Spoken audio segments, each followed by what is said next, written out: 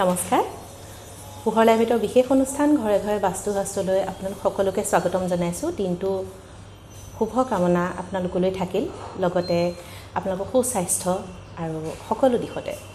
শুভ কামনা জনাই আজি অনুষ্ঠান মুকলি কৰিছো আপোনালোকৰ প্ৰশ্নসমূহ লম তাৰ আগতে আপোনালোকৰ প্ৰিয় বাস্তুবিদ অৰ্পণ দত্তলৈ দিনটোৰ শুভ কামনা আৰু লগতে সুপ্ৰভাত জনাইছো হয় অৰ্পণ দা আমি প্ৰত্যেকজন মানুহে সুখী হৈ থাকিব বিচাৰো সুখ আনন্দৰে জীৱনটো সকলোৱে অতিবাহিত কৰিব বিচাৰে নিজৰ লগতে পৰিয়ালৰ প্ৰত্যেকজনৰ সুস্বাস্থ্য আৰু লগতে তেওঁলোকৰ মানসিক শান্তিয়ে আমাৰ ঘৰ এখনৰ সমগ্ৰ অৱস্থাটো আমাৰ বুজায় সকলোৱে বিচাৰে যে আমি এটা ভাল পৰিৱেশত থাকিব বিচাৰো নহয় জানো আমি বাস্তুশাস্ত্ৰই আমাৰ শাৰীৰিক লগতে মানসিক কিদৰে উৎকৰ্ষ সাধন কৰিব পাৰে কিদৰে দুইটা দিশ আগবঢ়াই নিয়াত আমাক সহায় কৰিব পাৰে প্ৰথম কথা আমি ঘৰখনত কালাৰ মই সদায় কওঁ আমাৰ এখন ঘৰ বাস্তুসন্মত হোৱাৰ পিছতো ৰঙে খেলিমেলি কৰিব পাৰে হয় যেনেকৈ মই কওঁ উত্তৰ পূবত ৰঙা মেৰুন কালাৰ পিংক কালাৰ তেনেকুৱা অৰেঞ্জ কালাৰ থাকিলে প্ৰব্লেম দিয়ে কিছুমান ঘৰত মই যেতিয়া ভিজিট কৰিবলৈ যাওঁ তেতিয়া দেখো মোক যোনে ফোন কৰে যোনে বেছিকৈ ভুগে তেওঁ আমাক বেছিকৈ ফোন কৰে আচলতে ঘৰখনৰ যাৰ বেছি বাস্তু দুখে দিগদাৰ নকৰে তেওঁলোকে ইমান বাস্তুৰ প্ৰতি হেৰি নাথাকে কিন্তু যোনগৰাকী মানুহ বা যোনজন মানুহৰ মেইন প্ৰব্লেম হয় তেখেতে আমাক বেছিকৈ ফোন কৰা দেখা যায় আমি যি ঘৰ মানুহক মই কৈছোঁ যে মানুহে ঘৰলৈ মই গৈছিলোঁ তেওঁলোকৰ হ'ল কি মানুহগৰাকী আচৰিত হ'ব তেওঁ এতিয়া সঁচাই কৈছে নে মিছাই কৈছে ক'ব ন মানে 25 বাৰৰ ওপৰত কটা চিঙা অপাৰেশ্যন হৈছে বুলি কৈছে মই মানে আচৰিতেই পাইছোঁ কথাটো শুনি তাৰপৰা আমি তেওঁলোকৰ ঘৰখনলৈ গৈ প্ৰথমতে মই এটা বস্তু দেখিছিলোঁ সেইটো হ'ল উত্তৰ পূব আৰু উত্তৰ পূবৰ মাজৰ দিশটো উত্তৰ পূবত নহয় উত্তৰ পূব আৰু উত্তৰৰ মাজৰ দিশটো নৰ্থ অফ নৰ্থ ইষ্ট বুলি কয় তাত তেওঁলোকৰ এখন জুহাল আছিল সেই জুহালখন তেওঁলোকে সদায় ইউজ নকৰে তেওঁলোক এই সোণোৱাল কছাৰী তেনেকুৱা হেৰি মানে যিদিনাখন নাম হয় সেইদিনাখন সেইখনত তেওঁলোকে বনাব লাগে তেনেকুৱা হেৰি আছিল সেইকাৰণে তেওঁলোকে সদায় সেইখন ইউজ নকৰে কিন্তু জুহাল এখন আছিল যেহেতু অৰ্পণটা আগৰ পৰাই কোৱা আছে যে উত্তৰে চৰু বুলি সেয়ে হয়তো উত্তৰ ফালে মূৰ কৰি বনাব লাগে উত্তৰ ফালে মূৰ কৰি বনাব লাগে সকলোৱে সেইকাৰণে পাকঘৰ বা তেনেকুৱা কৰে উত্তৰলৈ মূৰ কৰি বনাব লাগে আচলতে কথাটো সেইটো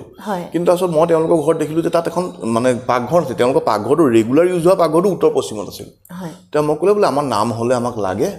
এইটো আমাৰ যেতিয়া আমি বছৰীয়া তিথি পাতোঁ আমাৰ এইখন জুহালৰ আমাৰ কাম হয় আমি ইয়াত বনাব লাগে আমি এনেকৈ হেৰি কৰিব লাগে মই সদায় বোলে সদায় জ্বলোৱা নহয় একদম চফা চিকুণ কৰি হেৰি কৰি থোৱা আছে তাৰপৰা গোটেই ঘৰখনৰ কালাৰটো অলপ অলপ খেলি মেলি আছিল মই ক'লোঁ কালাৰ পিছত মই যেতিয়া আমি ঘৰখন জোখ মাখকৈ আঁকি লওঁ আঁকি স্কেল বহাওঁ তেতিয়া এটা দিশ দেখিলোঁ সেইটো হ'ল দক্ষিণ আৰু দক্ষিণ পশ্চিমৰ মাজৰ দিশটো মই সদায় কওঁ সেই দিশটো ডিছপ'জেলৰ দিশ তেখেতৰ বিচনাখন দক্ষিণ পশ্চিমত আছে বুলি পূবফালে মূৰ কৰি শুৱে ডিঙি পজিশ্যনটো সেই এৰিয়াটোত আছিল যিটো ডিছপ'জেলৰ দিশ দক্ষিণ পশ্চিম আৰু দক্ষিণৰ মাজৰ দিশটো তাৰপিছত মোক কৈছিল যে মোৰে এই ঘৰখনৰ সদায় বেমাৰ হয় এতিয়াও তেওঁ থাইৰয়ড হৈ পেলাই এইটো ফুলি গৈছে আৰু তেওঁ হাজবেণ্ড আৰ্মি ৰিটায়াৰ্ড তেওঁ ল'ৰায়ো আৰ্মিত চাকৰি কৰে দেখুৱাই আছে হস্পিটেলত থাইৰয়ডটো নৰ্মেল হ'ল কিন্তু ডিঙিটো এইখিনি ফুলি গৈছে চাৰ্জাৰী কৰিব কৈছে মই চাৰ্জাৰী কৰিব নালাগে আপুনি এইখিনি কৰক কাৰণ অলৰেডি এইটো সৰুকৈ ফুলিছে ইমান চাৰ্জাৰী কটা চিঙা কৰিব নালাগে এইটোৱে মই কৈছোঁ যে আমি 24 ঘণ্টাৰ 8 ঘণ্টা 9 ঘণ্টা আমি এটা দিশত কটাওঁ সেইটো হ'ল আমাৰ বিচনাখন আমি ভুলতে কিজানি আমাৰ বিচনাখন দক্ষিণ পশ্চিমত শুই আছোঁ বুলি দক্ষিণ পশ্চিমত দক্ষিণৰ মাজৰ দিশটোত শুব নালাগে সেই দিশটোত শুলে মানুহৰ যিজন ব্যক্তি তাত শুৱে যিগৰাকী মানুহ যিজন ব্যক্তি তাত শুৱে তেখেতৰ শাৰীৰিক মানসিক প্ৰব্লেম হোৱা চান্সটো বাঢ়ি যায় এইটো মই কোৱা নাই যে 100% হ'ব কাৰোবাৰ এজন দুজনৰ নহ'বও পাৰে কিন্তু 100 জনৰ 80 জনৰ যদি হয় আমি সেই জেগাটো এভইড কৰাটো ভাল 100 জনৰ 100 জন নহ'বও পাৰে 100 জনৰ কিন্তু 80 জনৰ হ'ব 80%ৰ যেতিয়া হোৱাৰ চান্সটো বাঢ়ি যায় আমি সেই দিশটো এভইড কৰাটো ভাল আপুনি সদায় দক্ষিণলৈ মূৰ কৰি শুওঁ বা পূবলৈ মূৰ কৰি শুওঁ আৰু সদায় আমাৰ বিচনাখন আমি দক্ষিণ পশ্চিমত ৰাখিবলৈ চেষ্টা কৰোঁ আপোনালোকে মন কৰিব যদি শুওঁতে আপোনালোকৰ কাৰোবাৰ বেমাৰ হোৱা যেন লাগিছে যে আমাৰ ঘৰত মোৰে শাৰীৰিক মানে কষ্ট পাই আছোঁ মই মানসিক কষ্ট পাই আছোঁ আপোনালোকে এটা কথা মন কৰিব দক্ষিণ পশ্চিমত যদি আপোনালোকৰ বিচনাখন আছে আপোনাৰ খোৱা পজিশ্যনটো যদি দক্ষিণ পশ্চিম আৰু দক্ষিণৰ মাজৰ দিশটোলৈ গুচি আহিছে তেতিয়া প্ৰব্লেম দিব তেতিয়া অলপ পশ্চিমৰ ফাল লৈ যাব বা অকণমান পূবৰ ফালে লৈ আহিব য'ত আপোনাৰ দিশটোপা অকণ কাট খাই যাব আমাৰ দৰ্শকসকলে এইখিনিতে জানিব বিচাৰিব যে আপোনাৰ যিসকলে সঠিককৈ দিশটো নিৰ্বাচন কৰিবলৈ তেওঁলোকৰ অসুবিধা হ'ব যিহেতু সকলোৰে হাতত বাস্তু স্কেল পাত নাথাকিব বা নাই গতিকে আমি সেই দিশটো কেনেকৈ সেই দিশটো কৰিবলৈ হ'লে আপোনালোকে আচলতে সেই দিশটো আমি চকুৱে চাই ক'ব নোৱাৰোঁ আমি আঁকি মেলি কৰিব লাগে তথাপিও আপোনালোকেতো এটা কথা কৰিব পাৰিব যে মই দক্ষিণ পশ্চিমত শুই আছোঁ মোৰ গাটো বেয়া হৈছে অলপ দিন বিছনাখন বা বেডৰুমটো চেঞ্জ কৰি চাওঁ সেইটোতো আপোনালোকে কৰিব পাৰিব এটা অন্য এটা ৰুমত 45 দিন শুই চাওক 45 days to 90 days যদি গম পায় যে আমাৰ গাটো অলপ ভাল হোৱা যেন লাগিছে মোৰ মনটো ভাল হোৱা যেন লাগিছে তেতিয়া আমাক মাতিব বা নিজে বিছনাখন চেঞ্জ কৰি ল'ব এইটোতো কৰিব পাৰিব যে মই ৰুমটো চেঞ্জ কৰি চাওঁ নিশ্চয় সকলোকে কোৱা নাই যোন দক্ষিণ পশ্চিমত শুই আছে শাৰীৰিক অলপ প্ৰব্লেম পাইছে সেইসকলে সেই ৰুমটো এভইড কৰি 45 দিন শুই চাওক যদি অকণমান ভাল হোৱা যেন দেখে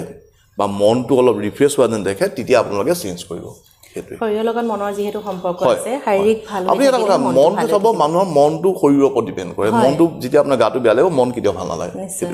হয় ধন্যবাদ অৰ্পণ দা প্ৰথমতে আহোঁ আজি অনুষ্ঠানৰ প্ৰথমটো প্ৰশ্নলৈ টিনা নাথে লিখিছে ঘৰৰ বাউণ্ডেৰী ৱালখনত ভগৱানৰ ফটো লগাব পাৰিনে বাউণ্ডেৰী ৱালত আমি ভগৱানৰ ফটো লগাব নালাগে আমি সদায় ভগৱানৰ ফটো ঘৰৰ ভিতৰত ৰাখিব লাগে আমি ভগৱানক পূজা কৰিবলৈ ভগৱানে আমাক ৰাখিছে যিহেতুকে আমি ঘৰৰ বাহিৰত ৰাখিলোঁ মানে তেখেতক আমি পূজা কৰিব পাৰোঁ এনেকুৱা হয় যে মোৰ বিপদ হ'লে তুমি চাবা তাৰমানে আমি ৰখীয়া হিচাপে ভগৱানক ৰাখিব নাপায় ভগৱানক আমি ঘৰৰ ভিতৰত ৰাখিব লাগে যদি ভাবিছে যে আমি কিবা ভালকৈ ভগৱানৰ নিচিনা একেই কাম কৰা বস্তু সেইটো হ'ল স্বাস্তিক কিনিবলৈ পায় স্বাস্তিক বনাবলৈ পায় স্বাস্তিক লগাব ভগৱানতকৈ বেছি ভাল কাম কৰিব নিগেটিভ এনাৰ্জি ঘৰ আহিব নিদিব হয় অৰ্থাৎ আমি বাউণ্ডেৰী ৱালত স্বাস্তিক চিম্বল ওম চিম্বল লগাব পাৰে ভগৱানৰ ফটো নলগাটো ভাল হয় দ্বিতীয়টো প্ৰশ্ন কৰিছে সীমা বৰা বাইদেৱে দক্ষিণ আৰু পশ্চিমৰ কোণত পাকঘৰ থাকিলে কি হয় জনাবচোন দক্ষিণ পশ্চিমত পাকঘৰ থাকিলে অলপ ঘৰত ইজনে ইজনে মন নিমিলা হয় মনোমালিন্য হয় ল'ৰা ছোৱালী থাকিলে বিয়া বাৰ ক্ষেত্ৰত দেৰি হয় নতুনকৈ বিয়া হোৱা মানুহৰ ল'ৰা ছোৱালী হোৱাত অলপ পলম হোৱা দেখা যায় সেইটো কাৰণে সেই পাকঘৰটো ভাঙিব নালাগে পাকঘৰটো ৰংটো হালধীয়া ৰং কৰিব লাগে ৱালবোৰত আৰু য'ত আমাৰ গেছটো আছে সেই গেছৰ স্লেবখনত আমি যদি হালধীয়া টাইলছ পাৰি দিওঁ গেছৰ তলত তেতিয়া প্ৰব্লেম ছল্ভ হৈ যাব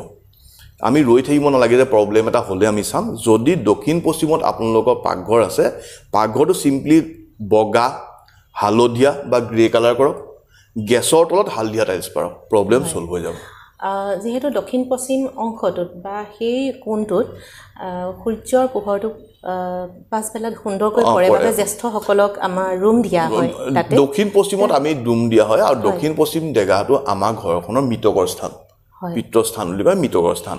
তাত দুখ হোৱাৰ লগে লগে আমাৰ ঘৰত এই প্ৰব্লেমখিনি হোৱা দেখা যায় এই প্ৰব্লেমখিনিৰ কাৰণে একো ভাঙিব নালাগে যদি পাকঘৰ আছে হালধীয়া ৰং কৰক আৰু গেছৰ তলত হালধীয়া টাইলছ পাৰক সেই দক্ষিণ পশ্চিম অংশটো আমি কি ধৰণে ৰাখিব লাগে আচলতে দক্ষিণ পশ্চিম অংশটো আমি সদায় ওখ কৰি ৰাখিব লাগে চফা চিকুণ কৰি ৰাখিব লাগে ৱেট ৰাখিব লাগে ৱেট মানে আমি তাত বেডৰুম কৰিব লাগে কওঁ যে মেইন মানুহজন শুব লাগে সেই মানুহজন সেই ঘৰখনৰ বয়সস্থ মানুহজন নুশুলেও হ'ব যিজন ব্যক্তিয়ে কাম কৰি ঘৰখন চলাই আছে তেওঁৰ বেডৰুমটো হ'ব লাগে তাত শোৱাৰ লগে লগে মৃতকৰ আশীৰ্বাদ পায় লগতে সেই দিশটো স্কিলনেছ যিটো কাম কৰে স্কিল বাঢ়িব কামটো ভাল কৰিব পাৰিব আৰু ষ্টেবিলিটি আনে ষ্টেবিলিটি আমাক সকলো কামত লাগিব সেইকাৰণে যিজন ব্যক্তি আমাৰ ঘৰৰ সৰু ল'ৰাজনো হ'ব পাৰে যোনে ভাল কাম কৰিছে ঘৰ চলাইছে সৰু ল'ৰাজনকো তাত শুবলৈ দিব এইটো নহয় যে আমাৰ ঘৰৰ ডাঙৰকেইজন শুব লাগে যথেষ্ট যোনে ইনকাম চ'ৰ্চ আছে যোনে কাম কৰে সেই মানুহজনৰ বেডৰুমটো হ'ব লাগে গায়ত্ৰী বৰা ফুকন বাইদেৱে লিখিছে এখন ঘৰৰ দিশ নিৰ্ণয় কৰিবলৈ যেনেকৈ ঘৰৰ কেন্দ্ৰবিন্দু বিচাৰি ল'ব লাগে এটা ৰুমৰ ভিতৰত দিশ উলিয়াবলৈ ৰুমটো কেন্দ্ৰবিন্দু বিচাৰিব লাগিবনে ঘৰৰ কেন্দ্ৰবিন্দু পৰা দিশ নিৰ্ণয় কৰিব লাগিব কেন্দ্ৰবিন্দু চেণ্টাৰৰ পৰা আমি যিটো দিশ নিৰ্ণয় কৰোঁ ঘৰৰ দিশ সেইকেইটাই প্ৰত্যেক ৰুমৰ এটা এটা দিশ নাথাকে ঘৰৰ দিশ মাজৰ পৰা যিটো দিশ উত্তৰ দিশৰ ৰুমটো উত্তৰ পূবৰ ৰুমটো উত্তৰ পূবৰ ৰুমটো পূবৰ ৰুম তাত আমি পূবৰ ৰুমটোত গৈ আকৌ পূব পশ্চিম উত্তৰ দক্ষিণ বিচাৰি থকাটো ভুল হ'ব আমি ঘৰটোৰ মাজৰ পৰা যিকেইটা ৰুম আমাৰ চবফালে অংশত পৰে সেই ৰুমকেইটা সেই দিশত পৰিব তাত গৈ আকৌ সেই ৰুমটোত গৈ পেলাই বেলেগ বেলেগ দিশ বিচাৰাটো ভুল হ'ব অৰ্থাৎ আমি সেই ৰুমটোৰ দিশটোতে যিটো আমাৰ পূবৰ ৰুম সেইটো পূবৰে ৰুম তাত গৈ পেলাই আকৌ পশ্চিম বিচাৰি থাকিলে নহ'ব পংকজ কলিতাই লিখিছে পশ্চিম দিশত পাকঘৰ আছে দক্ষিণ পশ্চিম দিশত টয়লেট আৰু পানী টেংকি আছে কিবা উপায় জনাব বুলি আশা কৰিলোঁ। পশ্চিমৰ পাকঘৰে সুফল দিব, সেইটো চিন্তা কৰিব নালাগে। দক্ষিণ পশ্চিমৰ টয়লেটত আপোনালোকে হালধীয়া টেপ কিনিবলৈ পায় অনলাইন, এমাজনে হওক ফ্লিপকাৰ্টে হয়, 3 ইঞ্চি হ'ল হালধীয়া টেপ, টয়লেট চিটটো চাৰিফালে লগালে প্ৰব্লেম ছল্ভ হৈ যাব। আৰু দক্ষিণ পশ্চিমত পানী টেংকি, আণ্ডাৰগ্ৰাউণ্ড পানী টেংকি থাকিলে অলপ প্ৰব্লেম দিয়া দেখা যায়। অভাৰগ্ৰাউণ্ড তাত আমি অকণমান হাক দিওঁ। যদি অভাৰগ্ৰাউণ্ড ৱাটাৰ টেংকি আছে সেইটো উত্তৰ পশ্চিমলৈ লৈ যাব, যদি আণ্ডাৰগ্ৰাউণ্ড টেংকি আছে সেইটো বন্ধ কৰি দিব। হয়, আমি বহুতৰে এনেধৰণৰ প্ৰশ্ন পাইছোঁ যে দক্ষিণ পশ্চিম দিশটো সাধাৰণতে বেছিভাগৰে ভুল হৈ থাকে, কাৰণটো কি? মানে কথাটো সদায় উত্তৰ পূব দক্ষিণ পূব মন কৰে, দক্ষিণ পশ্চিম দিশটো ইমান গুৰুত্ব দিয়া নাযায় যে দক্ষিণ পশ্চিমৰ দিশটো আমি এইটো কৰোঁ। আৰু এতিয়া অলপ দিনৰ মই দেখিছোঁ 3-4 বছৰৰ পৰা মানুহৰ বাস্তুৰ প্ৰতি এলাৰ্টনেছ বাঢ়িছে। আগতে মানুহৰ ইমান গম পোৱা নাছিল, ছ'চিয়েল মিডিয়াত অহাৰ পৰা মানুহে অলপ গম পাইছে। এতিয়া পুৰণা ঘৰখিনিতো আমি অলৰেডি বনাই দিলোঁ, আৰু মই এইটো নকওঁ যে বাস্তু কৰাৰ লগে লগে গোটেইখন ভাঙিব লাগিব। মই ইয়াতে আপোনালোকক উপায় দিছোঁ, এই উপায়খিনি কৰক, 99% নহয় 100% প্ৰব্লেম ছল্ভ হ'ব। হয়, নিশ্চয়কৈ সমস্যাৰ সমাধান নিশ্চয় থাকে। এইটো 99% নহয়, 100% প্ৰব্লেম ছল্ভ হ'ব। হয়, আহিছোঁ আজি অনুষ্ঠানৰ শেষৰটো প্ৰশ্নলৈ। লিখিছে কৃষ্ণা বাইদেৱে, অৰ্পণ দা, নতুনকৈ ঘৰ এখন বনাইছোঁ, উত্তৰ পশ্চিমত চিৰি হ'ব, চিৰিৰ ছাইডত বাথৰুম বনাব পাৰিম নেকি জনাবচোন, নতুবা দক্ষিণ পূবত পাকঘৰ হ'ব, পাকঘৰৰ উত্তৰ ফালে মাজৰ জেগাকণত বাথৰুম বনাব পাৰিম নে নোৱাৰিম জনাব। পাকঘৰৰ উত্তৰ ফালে মানে পূব আৰু দক্ষিণ পূবৰ মাজৰ দিশটো, তাত আপোনালোকে পাৰিব লাগে। কিন্তু মন কৰিব আপোনালোকৰ উত্তৰটো ঘৰখনৰ সমানত আছে নাই, এটা কম্পাছ লৈ চাব। যদি উত্তৰৰ কাটাডাল বেকা হৈ থাকে তেতিয়া প্ৰব্লেম দিয়া দেখা যাব।